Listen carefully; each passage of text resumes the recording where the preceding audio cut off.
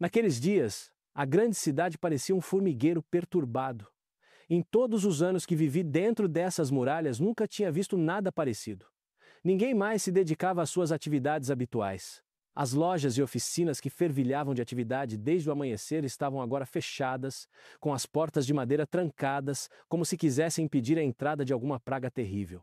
As docas, onde comerciantes de todo o Mediterrâneo antes barganhavam mercadorias preciosas, estavam estranhamente silenciosas. Navios estrangeiros fugiram com suas cargas ainda a bordo, seus capitães não querendo correr o risco de ficarem presos na tempestade que se aproximava. Inscreva-se e ative o sininho para descobrir histórias incríveis toda semana. Eu me vi levado pela multidão que tomava as ruas, todos nós consumidos pela mesma ansiedade angustiante que surgia a cada novo boato. Nos reuníamos em pequenos grupos em cada esquina, compartilhando fragmentos de notícias sussurradas, cada história mais aterrorizante que a anterior.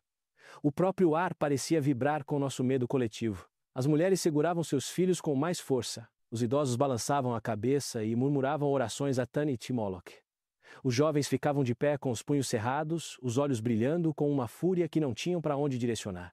A enorme multidão que ocupava todo o espaço entre o semicírculo do porto interno e a casa do conselho esperava desde antes do nascer do sol. Estávamos apertados ombro a ombro, nossa paciência se esgotando à medida que as horas se passavam. O sol da manhã subia cada vez mais alto, batendo em nossas cabeças, mas nenhum de nós se movia. Todos sabíamos que nosso destino estava em jogo, decidido por homens na distante Roma que nunca haviam andado em nossas ruas ou respirado nosso ar. Quando os embaixadores partiram para Roma semanas antes, muitos de nós ousamos ter esperança. Certamente homens razoáveis encontrariam uma solução pacífica. Certamente os romanos, que já haviam nos reduzido a uma sombra de nosso antigo poder, ficariam satisfeitos com nossa submissão. Desmantelamos nosso exército, mandamos embora nossa frota, concordamos em pagar o tributo esmagador que exigiram. O que mais eles poderiam querer? As terríveis notícias que trouxeram de volta destruíram essas esperanças ingênuas como cerâmica jogada contra uma pedra. Roma havia declarado guerra a Cartago. 2 exércitos completos sob o comando dos cônsules já haviam marchado da cidade e estavam embarcando em navios com destino à África. A Terceira Guerra Púnica havia começado e estávamos tão indefesos quanto cordeiros diante de lobos. Como pudemos estar tão despreparados? A pergunta me atormentava enquanto eu estava entre a multidão. Não tínhamos uma frota capaz de impedir que os romanos desembarcassem em nossas costas. Os navios que poderiam ter nos defendido estavam espalhados pelo Mediterrâneo, suas tripulações dissolvidas, seus arietes de bronze derretidos para fazer moedas. Não tínhamos um exército que pudesse empurrar os invasores de volta para o mar. As forças que havíamos reunido para nos defender dos ataques de Masinissa foram dissolvidas a pedido de Roma, e seu comandante, Hasdrubal, foi condenado à morte e desapareceu no deserto como fumaça. Essas medidas foram tomadas para não dar aos romanos nenhuma desculpa para a guerra. Quão amarga era essa ironia agora! Nosso conselho acreditava que, ao mostrar submissão total, ao nos tornarmos totalmente indefesos, poderíamos comprar a paz. Em vez disso, apenas nos tornamos presas mais fáceis. Em desespero, o conselho escolheu embaixadores com poderes ilimitados, homens autorizados a concordar com quaisquer termos que pudessem salvar a cidade. Eu os vi partir, esses dignos anciãos em suas melhores vestes, carregando as esperanças de 300.000 almas. Eles foram recebidos no Senado romano, onde anunciaram que Cartago se rendia incondicionalmente a Roma e estava preparada para atender a qualquer exigência. A princípio, parecia que nossa capitulação seria aceita favoravelmente. Os senadores romanos, com seus sorrisos ensaiados e palavras melosas, declararam que, em reconhecimento à nossa sábia decisão, concederiam aos cartagineses autonomia e o direito de possuir todas as propriedades públicas e privadas, como nosso povo se alegrou quando essa notícia chegou até nós. Nas ruas, estranhos se abraçavam. O vinho corria livremente. Ousamos acreditar que a espada erguida sobre nossas cabeças havia sido detida, mas então veio o anúncio adicional do pretor, feito com a crueldade casual que os romanos aperfeiçoaram até se tornar uma arte. Os cartagineses receberiam esses privilégios prometidos somente após entregar 300 reféns, filhos de senadores e cidadãos proeminentes ao porto siciliano de Lilybæon dentro de 30 dias.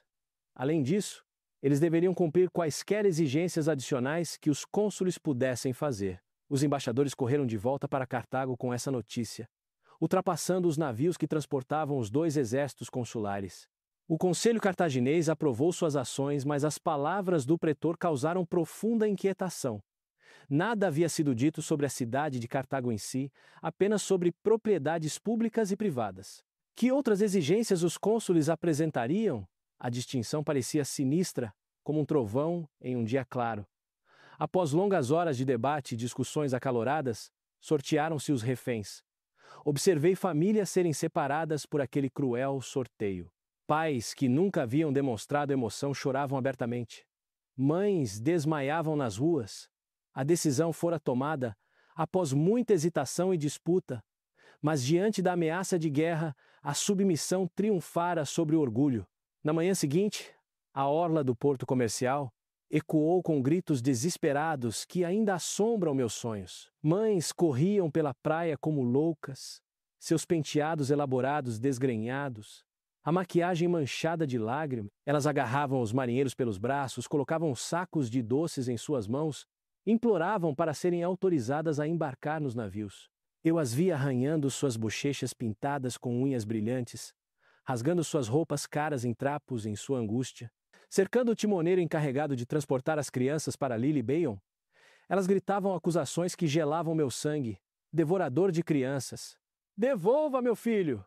O timoneiro pressionou as palmas das mãos contra os ouvidos, tentando bloquear as vozes delas. Fiquem quietas! Ele tentou gritar por cima delas.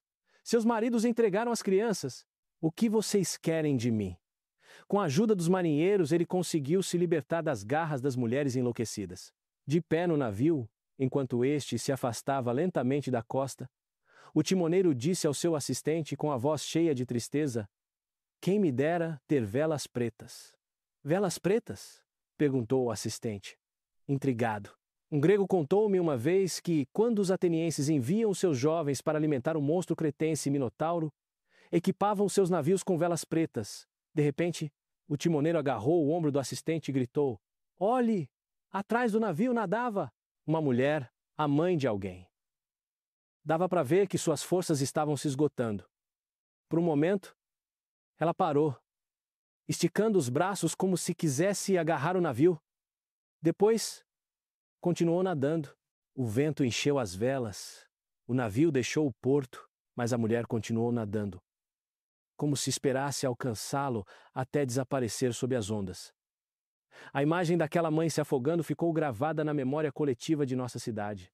Ela se tornou um símbolo de nossa impotência, de nosso amor desesperado por nossos filhos e de nossa crescente percepção de que o desejo de Roma de nos destruir não tinha limites.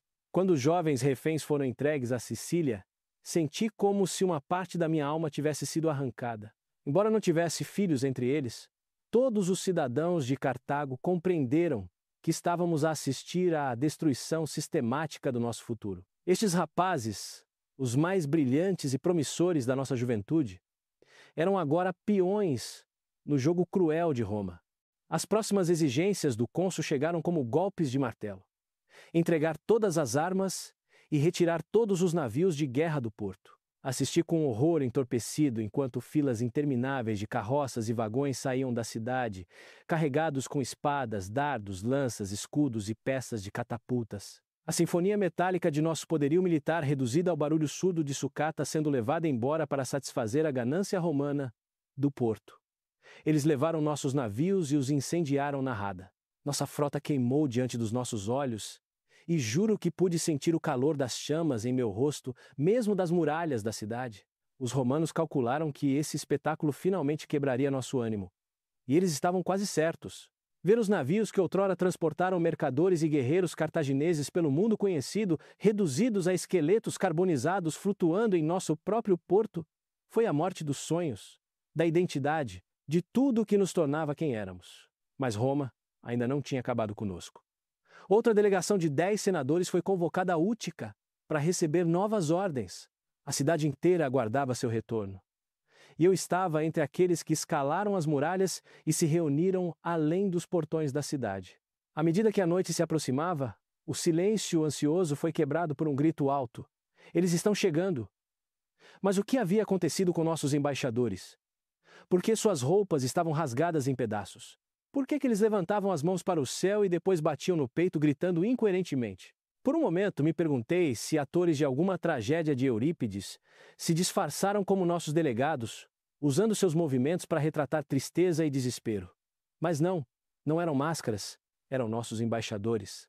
E trouxeram a notícia de que os habitantes deveriam abandonar a cidade e se estabeleceram onde Roma ordenasse. Ah! Ouviu-se o grito, um som que eu nunca tinha ouvido antes. O grito coletivo de morte de uma civilização. Em um instante as muralhas ficaram vazias. Artesãos e marinheiros lotaram a praça em frente ao prédio do Grande Conselho. Agora eles não estavam esperando, mas exigindo, batendo com os punhos e os pés nas portas reforçadas com bronze. O sufete, aterrorizado, saiu para o terraço para acalmar a multidão, mas sua voz foi abafada pelo rugido. Armas! Armas! O sufeito gesticulou que não havia armas, tentando gritar acima da multidão que as armas haviam sido entregues aos romanos. Mas a multidão não queria ouvir nada disso. Eles queriam sangue, queriam vingança, queriam esperança, e todas essas coisas exigiam armas. Armas! Gritou a multidão, avançando sobre o sufeito. Ali, ele ofegou, apontando com um dedo trêmulo, no arsenal.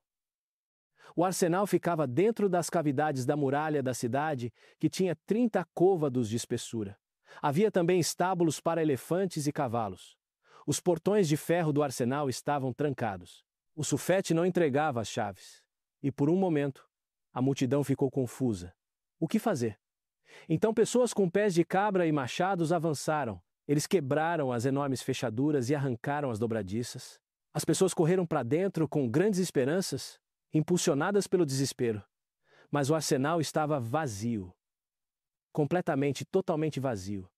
Ah, esse foi o rugido de uma fera enfurecida, o som da traição finalmente compreendida. Essas pessoas, que nunca tiveram permissão para participar do governo do Estado, que nunca foram consultadas, sentiram que haviam sido traídas por seus próprios líderes. Os ricos comerciantes e aristocratas que compunham o conselho haviam vendido não apenas as defesas da cidade, mas o próprio povo. Mas talvez os elefantes ainda estivessem lá? Essas enormes feras de guerra, o terror das legiões romanas, certamente não haviam sido todas entregues aos elefantes. Aos elefantes! Os elefantes eram nossa última esperança, o símbolo final do poderio militar cartaginês. Mas os estábulos dos elefantes também estavam vazios. O povo iludido remexia o feno meio podre como se um elefante pudesse estar escondido ali. Eles arrancavam os cabelos e arranhavam as bochechas com as unhas, a dor física um pálido reflexo da agonia em suas almas. Para Magara! Gritava a multidão. Para Magara!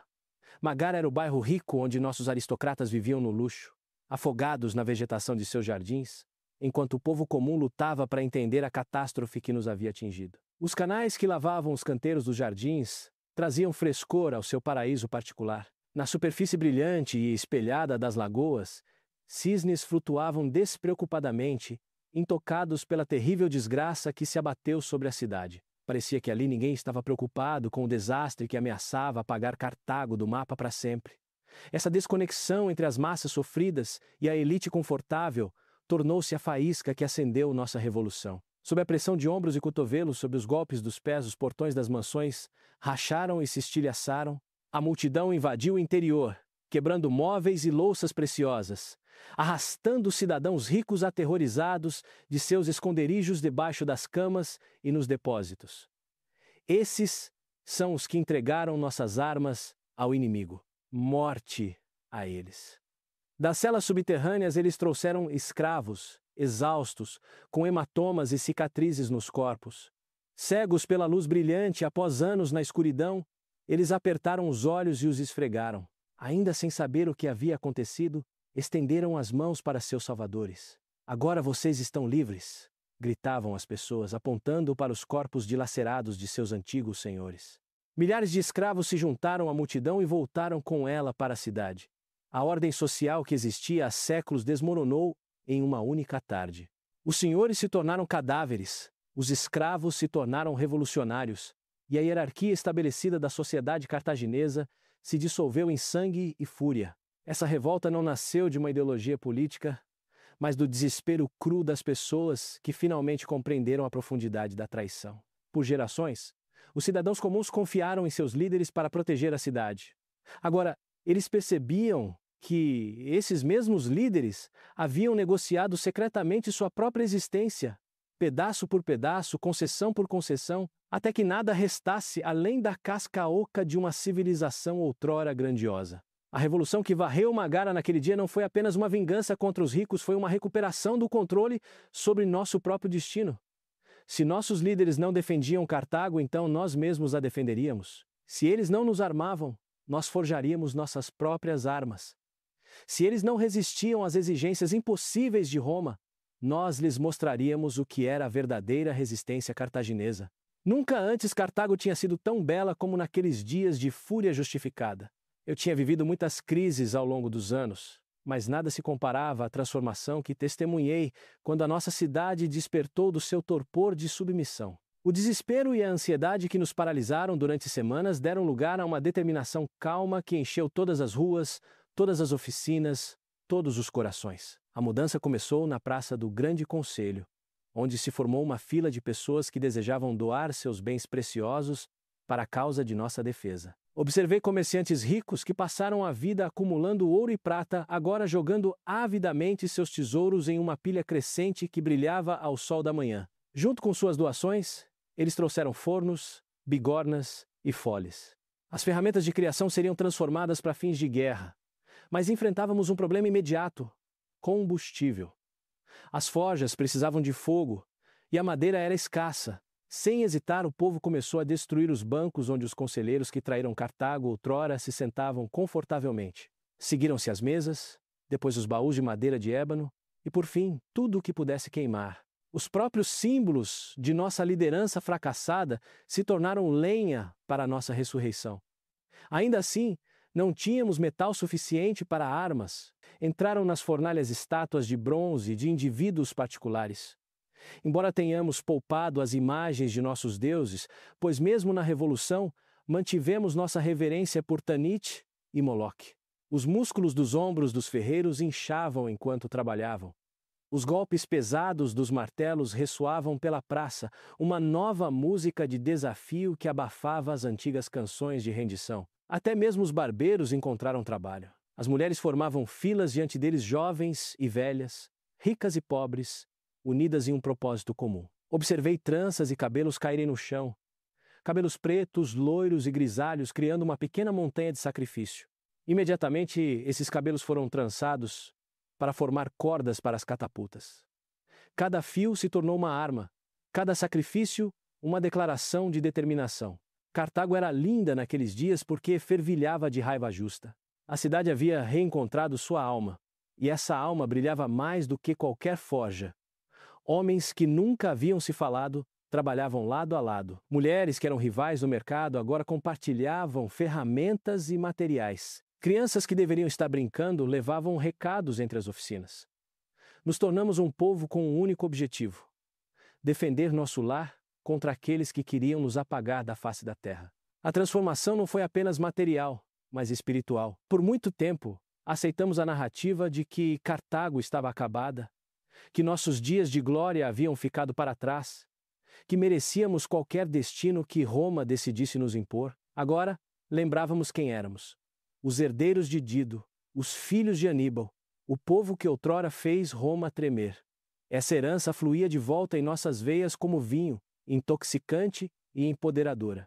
Eu me dediquei a esse trabalho junto com todos os outros. Minhas mãos, que haviam amolecido após anos de vida confortável, ficaram calejadas novamente como eram na minha juventude. Ajudei a carregar estátuas de bronze para as fornalhas, segurei o metal enquanto os ferreiros o moldavam em lâminas de espadas e compartilhei as refeições comunitárias que nos mantiveram trabalhando durante a noite. O sono ficou em segundo plano em relação a esse grande propósito que tomou conta de todos nós. Os estrangeiros, entre nós comerciantes, marinheiros e até cidadãos romanos que por acaso estavam na cidade, observavam nossa transformação com espanto e medo crescente. Eles esperavam testemunhar a agonia de uma cidade derrotada. Em vez disso, viram Cartago renascer em meio ao fogo e à determinação. Muitos partiram silenciosamente durante a noite. levando aos acampamentos romanos o que haviam visto. À medida que nossas armas tomavam forma, o mesmo acontecia com nossa organização. Líderes naturais surgiram da multidão. Não os velhos aristocratas que haviam nos decepcionado, mas artesãos que sabiam como organizar o trabalho, ex-soldados que se lembravam das artes da guerra, e cidadãos cuja paixão por nossa cidade brilhava mais intensamente. Eles começaram a impor ordem aos nossos esforços, criando horários para as forjas, atribuindo responsabilidades e planejando o cerco que sabíamos que estava por vir. As mulheres desempenharam um papel crucial que foi muito além de doar seus cabelos. Elas organizaram a distribuição de alimentos, cuidaram das crianças e mantiveram as funções cívicas que tornaram a vida possível durante nossa transformação. Vi avós ensinando meninas a fazer flechas, mães explicando aos filhos por que eles deviam ser corajosos, esposas trabalhando ao lado dos maridos em tarefas que seriam impensáveis apenas alguns dias antes. Os ex-escravos, agora cidadãos livres de nossa cidade renascida, trouxeram habilidades e conhecimentos que se mostraram inestimáveis. Alguns haviam trabalhado em acampamentos romanos e compreendiam seus métodos militares, outros haviam trabalhado em minas e metalurgias, trazendo conhecimentos especializados dos quais precisávamos desesperadamente. Sua integração à nossa sociedade foi rápida e completa. Ex-senhores e ex-escravos agora estavam em pé de igualdade diante de nosso inimigo comum. As crianças se adaptaram a essa nova realidade com a resiliência que a juventude proporciona. Elas brincavam de jogos novos que imitavam o trabalho dos pais, fingindo forjar armas e defender as muralhas. Suas risadas se misturavam aos sons dos martelos e nos lembravam do que estávamos lutando para preservar. Essas crianças cresceriam livres em Cartago ou não cresceriam? Não havia meio termo. Quando a exaustão ameaçava nos dominar, quando a magnitude de nossa tarefa parecia impossível, lembrávamos uns aos outros da exigência final de Roma: abandonar nossa cidade e nos estabelecer onde quer que eles ordenassem. A ideia de sermos espalhados como sementes ao vento, de ver Cartago reduzida a escombros enquanto vivíamos como mendigos em terras estrangeiras, nos dava força para continuar. Preferíamos morrer defendendo nossas muralhas do que viver como exilados lamentando nossa casa perdida. O som de nossos martelos ecoava além das muralhas da cidade, e sabíamos que os batedores romanos podiam ouvi-lo, que eles relatassem aos seus comandantes que Cartago não era a vítima indefesa que esperavam encontrar. Que soubessem que nos lembrávamos de como lutar, como ter esperança, como nos unir contra adversidades impossíveis. O fogo de nossa rebelião queimaria até que saíssemos vitoriosos, ou Roma tivesse que destruir até a última pedra de nossa cidade, para reivindicar seu prêmio. O que você acha sobre esse evento histórico? Deixe seu comentário aqui embaixo. Quando nossa tensão atingiu o que parecia ser seu limite absoluto, quando todos os músculos da cidade doíam, devido ao trabalho constante de preparação, alguém avistou um exército se aproximando de nossas muralhas vindo do deserto. Meu coração se encheu de terror. Os romanos haviam chegado antes do previsto. Nossos esforços frenéticos haviam sido em vão. Mas não. Não eram águias romanas brilhando ao sol do deserto. Quando a poeira baixou e as figuras se aproximaram, um grito de reconhecimento surgiu dos observadores nas muralhas. Era Hasdrubal liderando 3.000 mercenários pela areia, emergindo do deserto como um fantasma retornando do reino dos mortos.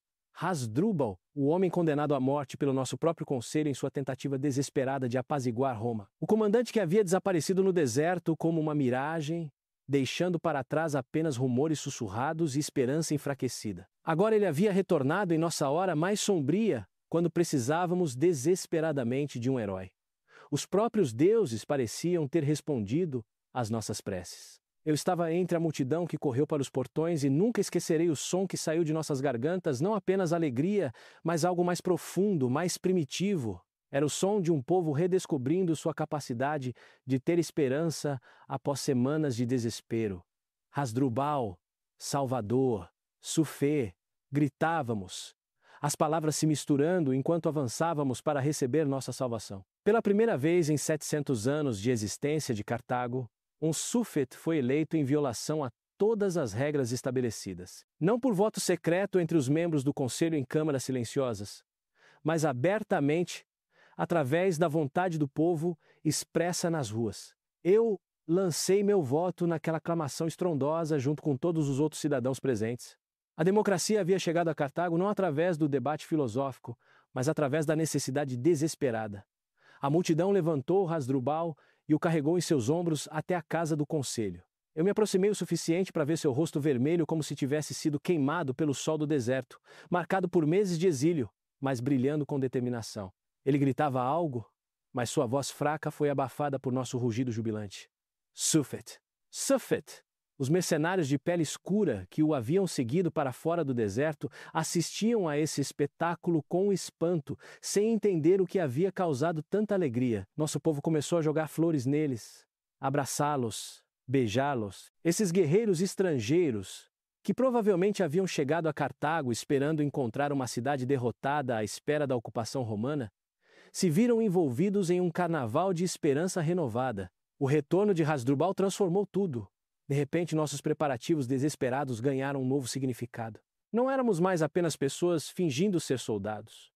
Tínhamos um comandante de verdade, um homem que havia lutado contra os romanos e sobrevivido. As armas que havíamos forjado em nossos arsenais improvisados seriam empunhadas por alguém que sabia como usá-las. As muralhas que havíamos reforçado seriam defendidas por um líder que entendia a arte da guerra. Mais tarde, soube dos meses de Hasdrubal no exílio, e sua história só aumentou minha admiração por ele. Quando o conselho o condenou para apaziguar as exigências romanas, ele não fugiu envergonhado ou desesperado. Em vez disso, reuniu um pequeno grupo de seguidores leais e desapareceu no Saara, onde poucos homens civilizados ousavam se aventurar. Lá, entre as tribos nômades que não gostavam de Roma, ele lentamente construiu um novo exército. Os mercenários que ele trouxe de volta eram um grupo heterogêneo númidas que montavam a cavalo com a mesma facilidade com que outros homens andavam, líbios que aprenderam a odiar os cobradores de impostos romanos, escravos fugitivos que preferiam a morte em batalha à vida, em cadeias e aventureiros de toda a África do Norte, atraídos pela promessa de pilhagem e glória. Eles não eram as legiões disciplinadas que Roma traria contra nós, mas eram guerreiros que escolheram lutar em vez de se submeter. Mais importante ainda, o retorno de Hasdrubal provou que a resistência era possível. Ali estava um homem que havia sido dado como morto, que havia sobrevivido nas terras áridas do deserto, que havia reunido um exército do nada. Se ele conseguiu realizar esse milagre, então talvez outros milagres fossem possíveis. Talvez Cartago pudesse realmente sobreviver à tempestade que se aproximava. A cerimônia que levou Hasdrubal à posição de Sufet foi diferente de tudo na história da nossa cidade. Em vez do ritual solene realizado em câmaras privadas de acordo com os antigos precedentes, foi um festival nas ruas. As crianças jogavam pétalas de flores dos telhados.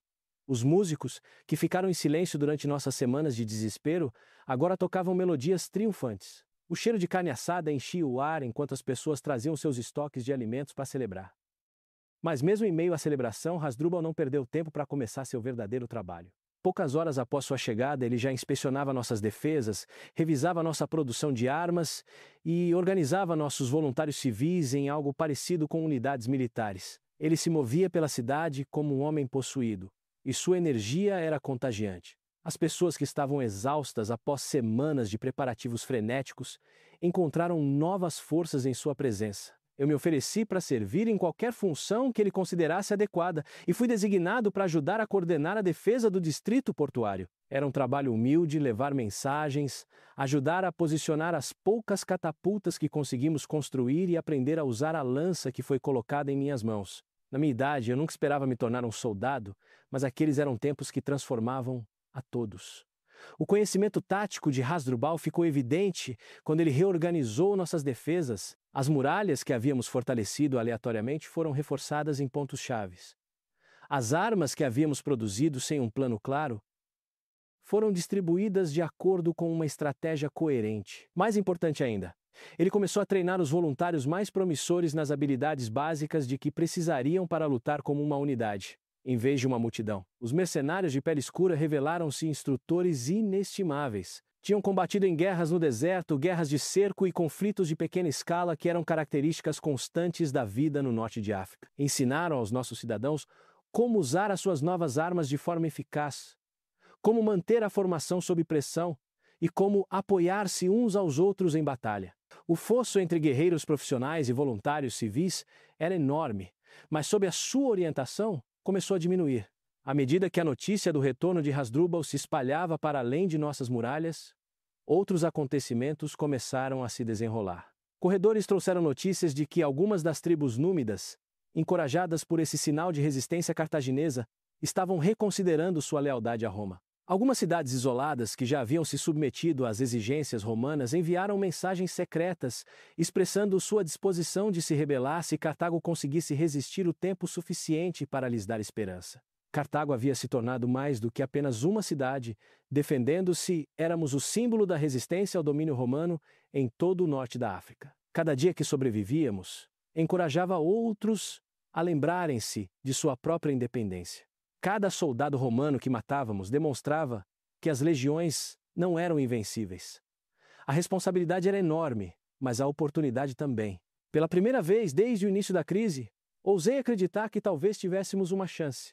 Os dias que se seguiram à ascensão de Hasdrubal ao cargo de Sufet passaram em uma névoa de intensos preparativos. Eu me vi envolvido em uma transformação que ia muito além da mera preparação militar. Estávamos reconstruindo a própria alma de Cartago a partir do zero. Onde antes havia uma rígida hierarquia de comerciantes, aristocratas e cidadãos comuns, agora havia uma nova ordem baseada na contribuição para a nossa defesa comum. Hasdrubal provou ser não apenas um líder militar, mas também um mestre organizador.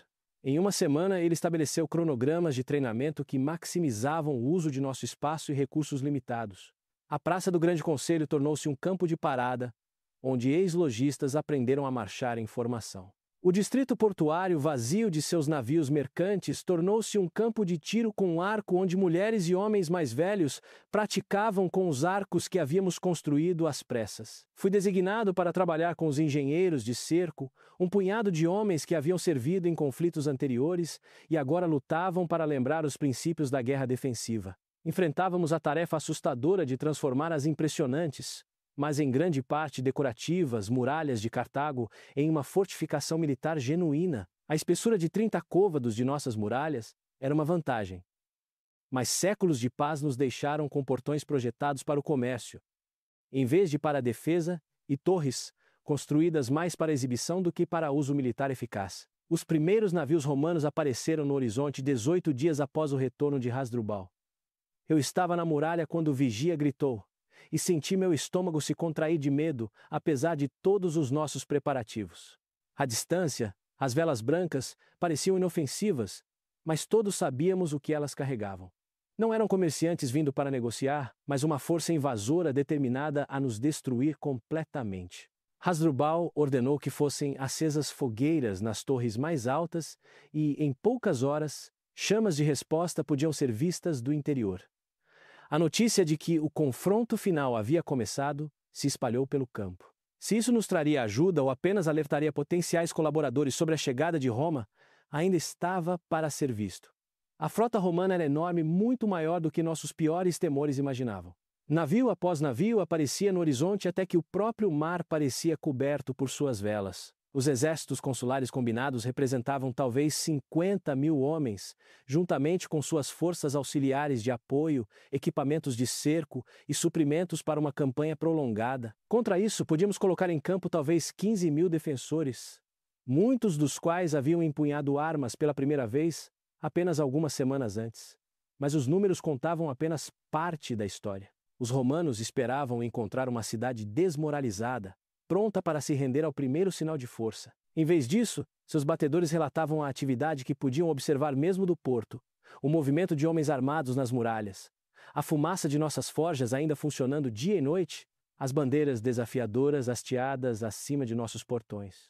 Hasdrubal convocou uma assembleia final de todos os defensores quando os navios romanos começaram a se aproximar de nossas costas. Eu me espremi na multidão reunida na Praça do Grande Conselho, o mesmo espaço onde soubemos pela primeira vez das exigências impossíveis de Roma. Como tudo parecia diferente agora, onde antes estávamos em desespero impotente, agora nos reuníamos como guerreiros prontos para lutar por nossa cidade. Cidadãos de Cartago. A voz de Hasdrubal ecoou claramente pela praça, treinada por anos comandando tropas em batalha. Os romanos vêm esperando encontrar ovelhas prontas para o abate. Em vez disso, eles enfrentarão leões defendendo sua toca. A ovação que surgiu da multidão era diferente da esperança desesperada que havia saudado seu retorno. Era a ferocidade controlada de pessoas que haviam encontrado sua coragem e estavam prontas para usá-la Juntei minha voz àquele rugido, surpreendendo-me com a força de minha própria emoção. Eles exigem que abandonemos nossa cidade e nos espalhemos como poeira ao vento, continuou Hasdrubal. Eles nos oferecem escravidão disfarçada de misericórdia, exílio disfarçado de clemência. Mas Cartago não foi construída por homens que aceitaram a escravidão e não cairá nas mãos de homens que só sabem destruir o que não podem criar. Ele continuou a delinear nossa estratégia defensiva. As muralhas seriam nossa principal força, mas não a única. Equipes de voluntários foram treinadas para sair e atacar as obras de cerco romanas. Outros manteriam as linhas de abastecimento que nos conectavam ao campo, enquanto tais conexões fossem possíveis. Mais importante ainda, mostraríamos ao mundo que Cartago ainda podia lutar. Se tivermos que morrer, concluiu Hasdrubal, morreremos como homens e mulheres livres. Nossos filhos se lembrarão de que, quando Roma veio para nos apagar da história, nós resistimos e lutamos. Se eles se lembrarão de nós como heróis ou tolos, dependerá de como nos sairemos na batalha que se aproxima. Quando a assembleia se dispersou, procurei minha posição designada na muralha do porto. A vista dali era perfeita para observar as operações de desembarque romanas. Sua organização era impressionante, eram soldados que haviam conquistado a maior parte do mundo conhecido, e sua eficiência demonstrava isso. Eles estabeleceram sua cabeça de praia com precisão metódica, montando perímetros defensivos antes de descarregar seus equipamentos de cerco. A visão das catapultas romanas sendo montadas em nossas próprias costas me encheu de uma mistura peculiar de terror e raiva. Essas máquinas logo estariam lançando pedras contra as muralhas que eu havia ajudado a fortalecer, contra as pessoas com quem eu havia trabalhado. A ameaça abstrata da conquista romana havia se tornado terrivelmente concreta. Mas, junto com o medo, veio outra coisa: um orgulho feroz pelo que havíamos conquistado. Apenas 2 meses antes, as exigências de Roma nos haviam reduzido a um pânico impotente. Agora, observávamos seus preparativos com um olhar firme de pessoas prontas para lutar. Tínhamos nos transformado de vítimas em guerreiros, e essa transformação não seria facilmente revertida. Na primeira noite após o desembarque romano, fiquei acordado ouvindo os sons do acampamento deles, o martelar enquanto construíam suas obras de cerco, os gritos dos sentinelas, a agitação geral de um exército profissional se preparando para uma longa campanha. Esses sons deveriam ter me aterrorizado, mas em vez disso, me encheram de uma satisfação sombria. Os romanos tinham vindo esperando uma vitória rápida, mas estavam claramente se preparando para algo muito mais difícil. O amanhecer nos trouxe o primeiro vislumbre real do que enfrentávamos. O acampamento romano se espalhava pela planície diante de nossas muralhas como uma pequena cidade, organizado com a precisão geométrica que caracterizava tudo o que faziam. Suas máquinas de guerra já estavam tomando forma torres de cerco, arietes, catapultas projetadas para derrubar muralhas que estavam de pé há séculos. No entanto, mesmo diante dessa demonstração avassaladora de poderio militar, meu ânimo permaneceu surpreendentemente alto. Tínhamos feito todo o possível para nos preparar para esse momento. Nossas muralhas eram tão fortes quanto podíamos construí-las. Nossas armas estavam prontas. Nosso povo estava unido de uma forma que Cartago nunca havia experimentado antes. Se isso seria suficiente, ainda estava para ser visto.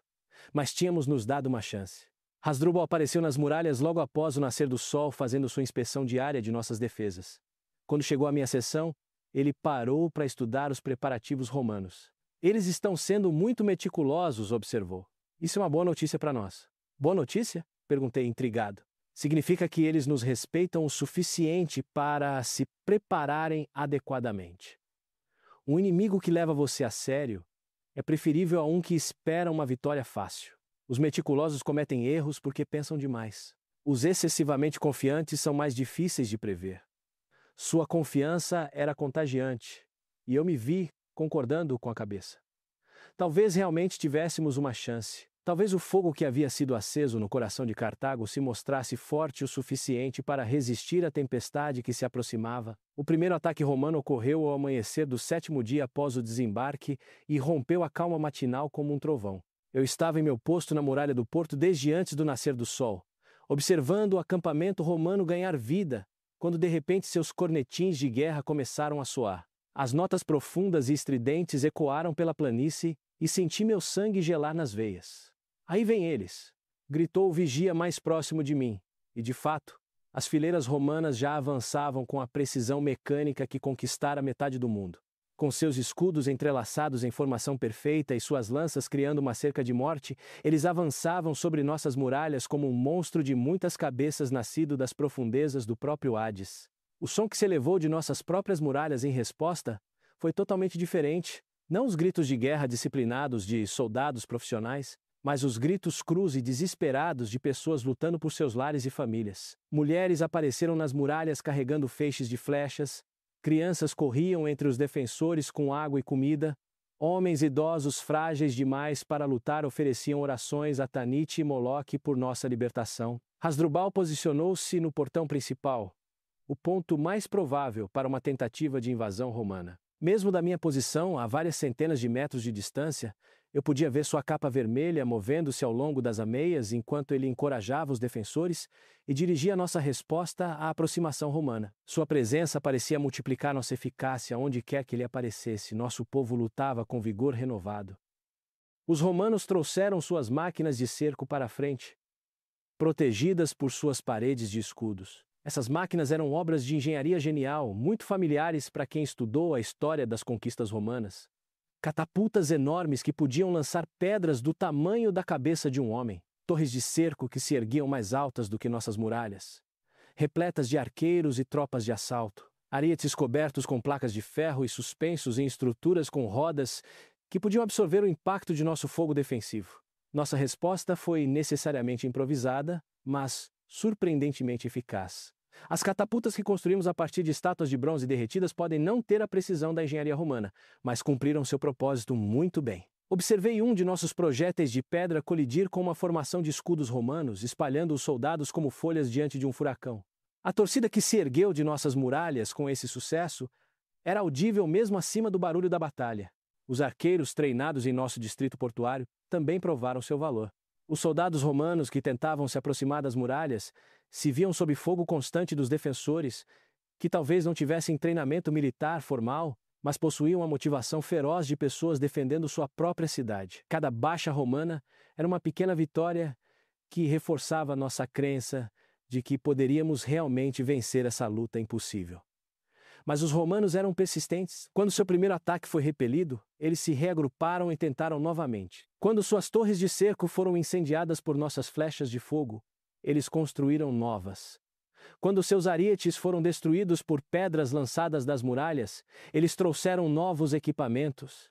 Era a guerra como uma ciência, conduzida por homens que haviam reduzido a conquista de cidades a um processo metódico. O momento mais aterrorizante daquele primeiro dia aconteceu quando uma parte de nossa muralha, perto do portão principal, começou a apresentar rachaduras sob o impacto repetido dos arietes romanos. Eu podia ver a argamassa se desintegrando, pedras antigas se deslocando em suas fundações, e percebi com horror crescente que nossas defesas talvez não fossem tão inexpugnáveis quanto esperávamos. Hasdrubal também percebeu o perigo. Em poucos minutos, ele organizou equipes de defensores para reforçar a muralha enfraquecida com madeira e entulho. Mais importante ainda,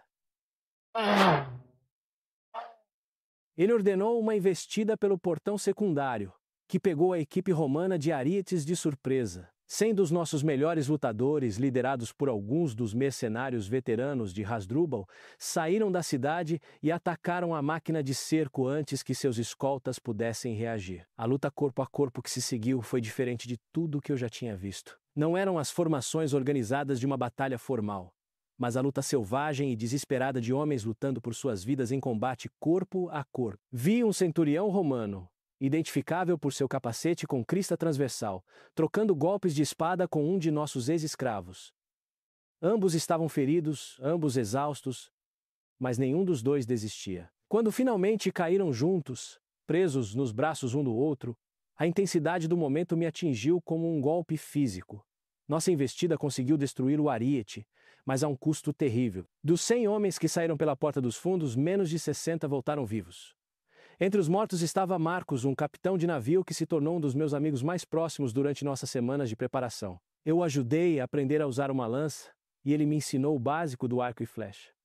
Agora ele jazia caído na terra diante de nossas muralhas, seu sangue escorrendo para o mesmo solo onde ele havia nascido. Os romanos se retiraram ao cair da noite, deixando para trás seus mortos e equipamentos danificados. Nós havíamos sobrevivido ao primeiro dia, mas A que custo? Ao ajudar a carregar os feridos para dentro da cidade, comecei a entender a verdadeira natureza da luta em que nos comprometemos. Esta não seria uma batalha gloriosa decidida em uma única tarde, mas uma guerra de desgaste que testaria todos os recursos que possuíamos. Naquela noite, apesar da exaustão, não consegui dormir. Os gritos dos feridos ecoavam pelas ruas, e a fumaça das piras funerárias projetava sombras sinistras nas paredes da minha casa. A transformação que parecia tão inspiradora apenas algumas semanas antes, agora parecia uma marcha rumo à destruição inevitável. Por quanto tempo poderíamos sustentar perdas como as de hoje? Quantos mais dos meus amigos morreriam defendendo muralhas que poderiam cair de qualquer maneira? Mas quando a manhã chegou e as trombetas romanas soaram novamente, assumi meu lugar na muralha sem hesitar. Cartago despertou em mim algo que eu nunca soube que existia: a disposição de morrer por algo maior do que eu mesmo. Quer ganhássemos ou perdêssemos, quer vivêssemos ou morrêssemos, enfrentaríamos nosso destino como pessoas livres que escolheram lutar em vez de se submeter. O segundo dia trouxe novos desafios e novos horrores. Os romanos aprenderam com os fracassos do dia anterior e ajustaram suas táticas de acordo. Em vez de ataques em massa aos nossos pontos mais fortes, eles procuraram pontos fracos ao longo de todo o nosso perímetro. Pequenos grupos de soldados tentaram escalar nossas muralhas com escadas, enquanto forças maiores mantinham nossa atenção focada em outro lugar. Uma dessas tentativas quase teve sucesso em uma seção da muralha defendida principalmente por cidadãos idosos e mulheres. Eu estava perto o suficiente para ver o terror em seus olhos, quando os soldados romanos começaram a aparecer no topo das ameias. Por um momento, parecia certo que eles estabeleceriam uma base dentro de nossa cidade. Mas então algo notável aconteceu. Esses civis, que nunca haviam empunhado armas antes do início da crise, encontraram reservas de coragem que não sabiam que possuíam. Uma senhora idosa chamada Dido, em homenagem à fundadora da nossa cidade, pegou uma lança de um defensor caído e a enfiou no peito de um legionário romano. Sua ação inspirou outros, e em poucos minutos o ataque foi repelido. A imagem daquela avó de cabelos grisalhos em pé sobre o corpo de um soldado profissional, com as mãos ainda segurando a lança ensanguentada, tornou-se uma das imagens marcantes da nossa resistência. Quando o cerco entrou na segunda semana, comecei a notar mudanças em ambos os exércitos. Os romanos, acostumados a vitórias rápidas, mostravam sinais de frustração com nossa resistência obstinada. Sua disciplina permanecia intacta, mas havia uma severidade em seus ataques que sugeria que eles esperavam que a campanha já tivesse terminado. Nossos defensores, por sua vez, estavam desenvolvendo as habilidades e a confiança que vinham de sobreviver a combates repetidos. Homens e mulheres que eram novatos aterrorizados estavam se tornando guerreiros experientes, mas também estávamos pagando um preço terrível por nossa resistência. Os alimentos estavam se tornando escassos, pois nossas linhas de abastecimento para o interior foram cortadas. Os suprimentos médicos estavam acabando e não tínhamos médicos treinados para tratar o número crescente de feridos. O mais crítico era que estávamos ficando sem flechas e outros projéteis para nossas armas defensivas. Hasdrubal lidou com esses problemas com sua engenhosidade característica. Grupos de busca saíam furtivamente da cidade à noite para reunir todos os suprimentos que pudessem encontrar. Defensores feridos que não podiam mais lutar foram organizados em oficinas para produzir mais flechas e reparar equipamentos danificados. Mais importante ainda, ele manteve o moral, que era nosso maior trunfo contra a máquina de guerra romana. 3 meses após o início do cerco, eu mal conseguia reconhecer a cidade que considerei meu lar durante a maior parte da minha vida. Os belos jardins de Magara estavam pisoteados e queimados. As elegantes colunatas que adornavam nossos prédios públicos estavam marcadas pelas pedras lançadas pelas catapultas romanas. O porto que antes recebia navios mercantes de todo o Mediterrâneo agora servia como nosso último refúgio, enquanto os romanos reforçavam seu cerco às nossas muralhas. No entanto, algo extraordinário surgiu dessa destruição. A Cartago, que estava morrendo em chamas e sangue, não era a mesma cidade que havia se acovardado diante das exigências romanas apenas alguns meses antes. Descobrimos reservas de coragem e solidariedade que nenhum de nós sabia que possuía. Ricos e pobres, cidadãos e ex-escravos, homens e mulheres todos lutaram juntos com uma união que nossos ancestrais teriam considerado impossível. Eu havia sido transferido para o distrito da cidadela, enquanto os romanos capturavam sistematicamente as partes externas de nossa cidade. Dessa posição elevada, eu podia ver toda a extensão da catástrofe que se desenrolava abaixo. Rua por rua, prédio por prédio, As legiões avançavam em direção ao coração de Cartago. Atrás delas, deixavam apenas escombros e a fumaça das piras funerárias. A luta casa a casa foi o aspecto mais brutal de todo o cerco. Os soldados romanos, frustrados por meses de resistência, não mostravam piedade pelos defensores que encontravam. Mas nosso povo lutava com uma ferocidade que surpreendia até mesmo seus inimigos. Cada cômodo se tornava uma fortaleza, cada escada um campo de batalha. As famílias se barricavam em suas casas e lutavam até a última flecha, a última faca de cozinha, o último pote de barro que pudesse ser arremessado na cabeça de um invasor. Hasdrubal continuou a se mover pela cidade, aparecendo onde quer que a luta fosse mais acirrada. Seu manto vermelho se tornou um símbolo de esperança para nossos defensores e um alvo para os arqueiros romanos. 3 vezes eu o vi quase cair diante das flechas inimigas, e 3 vezes ele saiu do perigo com ferimentos que teriam derrubado um homem menos resistente. Sua presença por si só valia 1000 soldados para a nossa causa. Os romanos estabeleceram seu posto de comando nas ruínas do edifício do Grande Conselho, a mesma estrutura onde nossos líderes haviam debatido a rendição às exigências impossíveis de Roma. O simbolismo não passou despercebido por nenhum de nós. Eles estavam literalmente sentados sobre o túmulo de nosso antigo governo, dirigindo a destruição final de tudo o que Cartago representava. Mas ainda mantínhamos a cidadela, o complexo do templo e as ruas estreitas da parte mais antiga da cidade. Aqui, entre edifícios que datavam da colonização original de Dido, nos preparávamos para nossa resistência final. Se Cartago fosse morrer, morreria onde havia nascido, entre as pedras colocadas por nossos ancestrais 700 anos antes. A comida havia se tornado nossa escassez mais crítica. O último de nossos grãos armazenados havia sido consumido semanas antes. E agora sobrevivíamos com o que podíamos encontrar nas ruínas ou capturar das linhas de abastecimento romanas. As crianças ficaram magras e silenciosas. Os idosos simplesmente se deitavam e morriam, em vez de consumir alimentos que poderiam manter um guerreiro lutando por mais um dia. A água era quase tão escassa quanto. Os romanos haviam contaminado nossas cisternas principais, forçando-nos a depender de alguns poços nas profundezas do complexo da cidadela. Racionávamos cada gota cuidadosamente. Mas todos sabiam que a sede nos mataria muito antes das espadas romanas se o cerco continuasse por muito mais tempo. No entanto, de alguma forma, o moral permanecia surpreendentemente alto. Talvez fosse porque já tínhamos aceitado a morte como inevitável e encontrado liberdade nessa aceitação.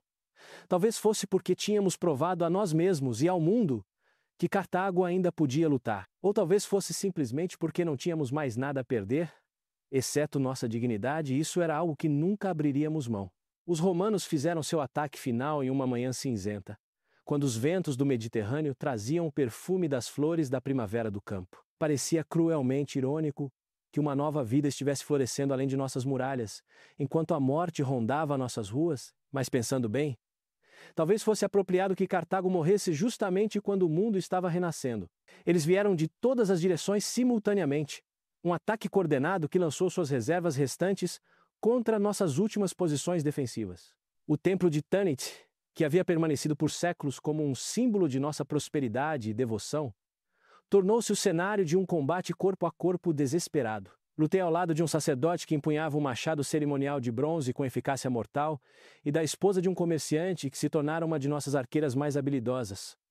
A luta durou toda a manhã e parte da tarde. Passo a passo, sala por sala, os romanos nos empurraram de volta para o santuário mais interno de nossa cidade. Os sons da batalha metal batendo, gritos, alvenaria desmoronando, criaram uma sinfonia de destruição que ecoaria em meus pesadelos pelo tempo que me restasse para sonhar. Ao anoitecer, não tínhamos nada além da torre mais alta da cidadela e da pequena praça ao seu redor.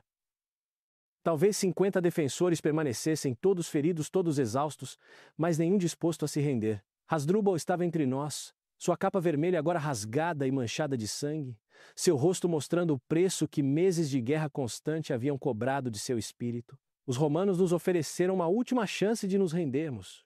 Um centurião se aproximou sob uma bandeira de trégua e apresentou os termos: baixássemos nossas armas e seríamos autorizados a viver como escravos. Se resistíssemos, todos os homens, mulheres e crianças da cidadela seriam passados à espada. A resposta de Hasdrubal foi pegar um dardo e atirá-lo aos pés do centurião. Esta é a nossa resposta a Roma, gritou ele, e os defensores restantes aplaudiram com vozes roucas devido aos gritos de guerra e à fumaça. Naquela noite, sentamos juntos na praça e compartilhamos o que poderia ter sido nossa última refeição. Alguns pedaços de pão e um único odre de vinho que alguém havia guardado para esse momento. Conversamos sobre nossas famílias, nossas esperanças, nossos medos e a estranha jornada que nos trouxe até este lugar. Apesar de tudo, senti-me mais conectado a essas pessoas do que jamais me senti a qualquer outra pessoa em minha vida. À medida que o amanhecer se aproximava, podíamos ouvir os romanos se preparando para o ataque final. Em breve, suas trombetas soariam, seus soldados subiriam os degraus da cidadela e a história de Cartago chegaria ao fim. Mas já tínhamos alcançado algo que parecia impossível apenas alguns meses antes. Lembramos ao mundo que algumas coisas valem a pena morrer. A última entrada nas crônicas de nossa cidade não registraria uma rendição vergonhosa ou uma fuga covarde para o exílio. Em vez disso, contaria a história de um povo que enfrentou adversidades impossíveis e escolheu lutar, que se transformou de comerciantes em guerreiros, que provou que o espírito humano não pode ser conquistado, mesmo quando o corpo pode ser destruído. O que quer que acontecesse nas próximas horas, Cartago morreria como havia renascido, com coragem, com dignidade e com a certeza de que permanecemos fiéis a nós mesmos até o fim. Se você gostou de aprender sobre esse pedaço da história, deixe seu like no vídeo, se inscreva no canal para mais histórias fascinantes e me conte nos comentários qual período histórico você gostaria de explorar. As trombetas romanas soaram ao amanhecer, tal como esperávamos.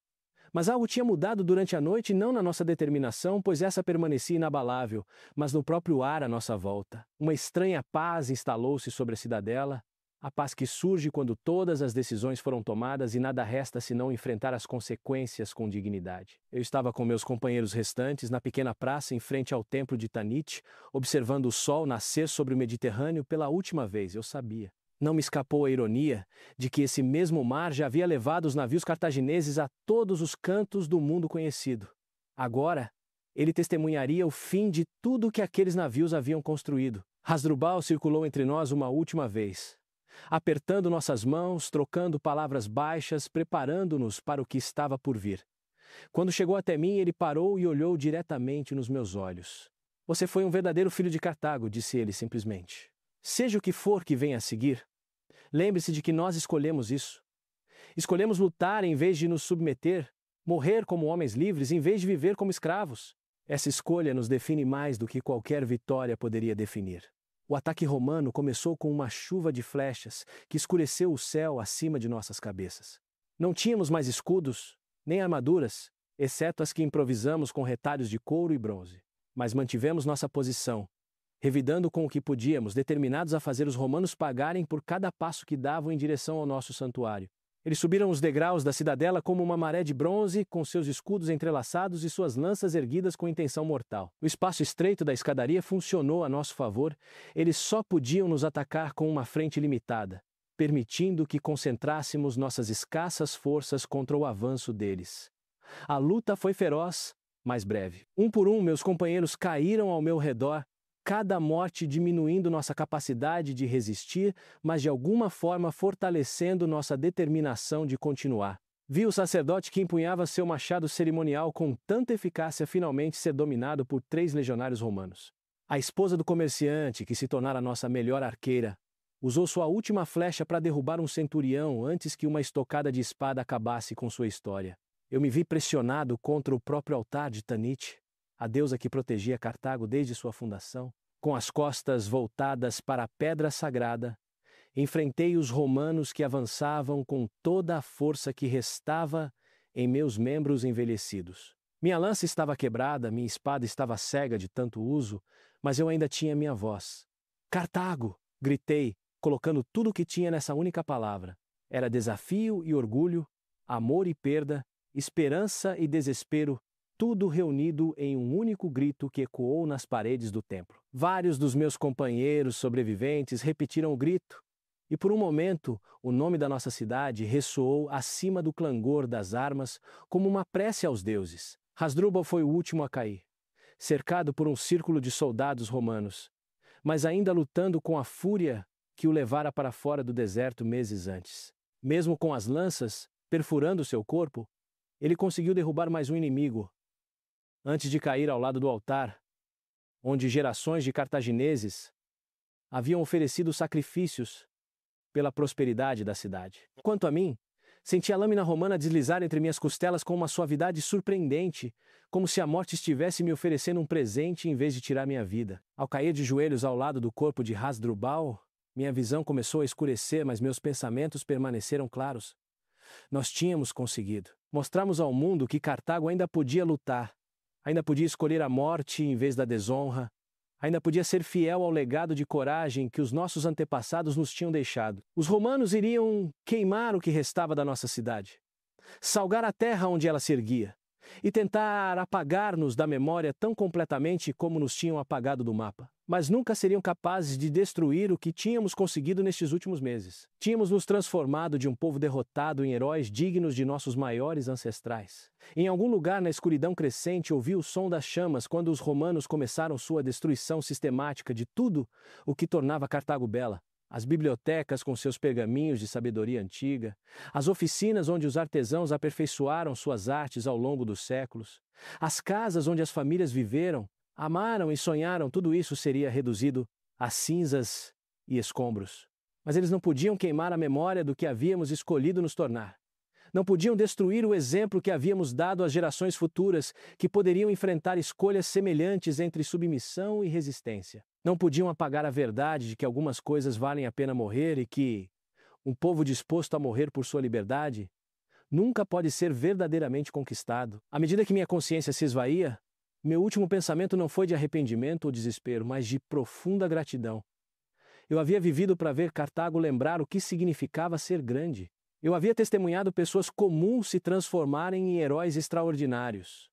Eu havia feito parte de algo maior e mais significativo do que minha vida individual jamais poderia ter sido.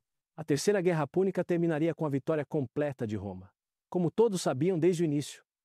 Mas dentro dessa grande derrota havia um pequeno triunfo que nenhuma espada romana poderia tirar. Cartago escolheu morrer como escolheu viver em seus próprios termos, de acordo com seus próprios valores, fiel à sua própria visão do que os seres humanos podem alcançar quando se unem contra adversidades impossíveis. Nos anos seguintes, quando os historiadores romanos escreveram o relato oficial desses eventos, descreveram o cerco de Cartago como um passo necessário na missão civilizadora de Roma. Eles nos retrataram como tolos teimosos que prolongaram uma luta sem esperança por orgulho e ignorância.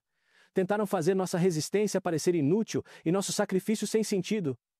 Mas eles estariam errados. Nosso sacrifício não foi inútil, foi a coisa mais significativa que qualquer um de nós já fez. Nossa resistência não foi ignorância, foi a sabedoria mais profunda.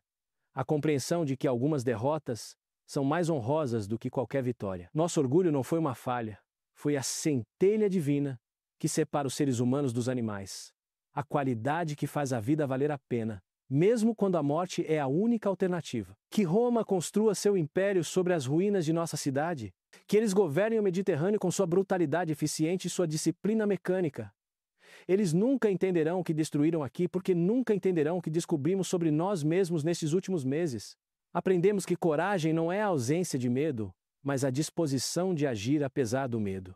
Aprendemos que liberdade não é um arranjo político, mas um estado de espírito, algo que pode existir mesmo diante de uma força avassaladora. Aprendemos que o amor por nossas famílias, nossa cidade, nossos valores, é mais forte do que qualquer poder que busque destruir. Essas lições sobreviverão mesmo que nenhuma pedra de Cartago permaneça de pé. Em algum lugar, em algum momento futuro, quando as pessoas enfrentarem escolhas semelhantes, a memória de nossa resistência as inspirará a permanecer firmes. Nossa história será contada por mães a seus filhos, por professores a seus alunos, por líderes a seus seguidores. E ao contá-la, algo do espírito que brilhou tão intensamente nessas ruas será reacendido. Essa é a nossa verdadeira vitória, não o sucesso militar, que sempre foi impossível, mas o triunfo moral, que nenhum inimigo jamais poderá tirar de nós. Escolhemos ser heróis em vez de vítimas, guerreiros em vez de escravos, pessoas livres em vez de súditos romanos. Escolhemos escrever o final da nossa própria história em vez de deixar que outros o escrevessem por nós. Quando a escuridão finalmente me tomou, eu carregava comigo a certeza absoluta de que Cartago viveria para sempre. não como um lugar em qualquer mapa, mas como uma ideia no coração humano. A ideia de que a resistência é possível, que a dignidade é mais importante do que a sobrevivência, que algumas coisas realmente valem a pena morrer por elas. Roma pode salgar nossa terra, mas não pode salgar nossa memória. E a memória, percebi em meu último momento de lucidez, é a única imortalidade que realmente importa